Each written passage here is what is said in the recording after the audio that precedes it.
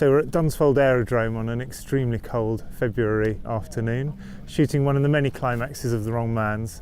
This is the transition between episode 5 and 6, where Matt and James are being chased by MI5, although they have no idea why. Think that they've lost them in the woods and end up on a dual carriageway, only to find their path cut off by a MI5 helicopter and a convoy of MI5 vehicles coming up from behind them, which will result in a dramatic shootout. All the guns that will be firing blanks. We're guaranteed of that. The helicopter is obviously manned by a proper helicopter pilot, and all the driving stunts are overseen by our stunt coordinator.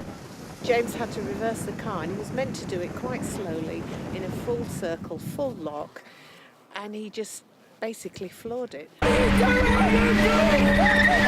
That's it, we got it in one take. He did one forwards, one back, and it was spot on. We have a stunt driver here just in case, but we might not need to use him now. I think I've got a little bit to do later on, unless he decides to take that job as well. Yeah, James generally does most of the driving himself. We have to have two different cars, one being a stunt driver car and one being one that James can drive. And also James only drives automatic, so we have a manual drive for the stunt driver, which is easier to throw into violent handbrake turns, and automatic for James to drive. So we've got a helicopter behind us there. That's going to be the main vehicle, for want of a better word, that actually stops Matt and James on the dual carriageway.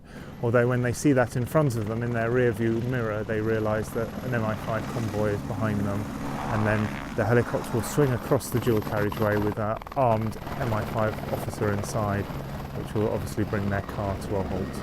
We have you surrounded! Don't do anything stupid, you've no options here! Behind me is their smashed up car, which has just been smashed up by some of the crew who have been freezing their nuts off all day, and have just taken out all their anger on that poor car. There's a lot of stunts all happening at the same time. Obviously there's a convoy of cars, there's Matt and James' car, which you'll see hopefully later on ends up in a massive handbrake turn spin with smoke coming out of it. So we've got effects, stunt drivers, and of course helicopter pilots.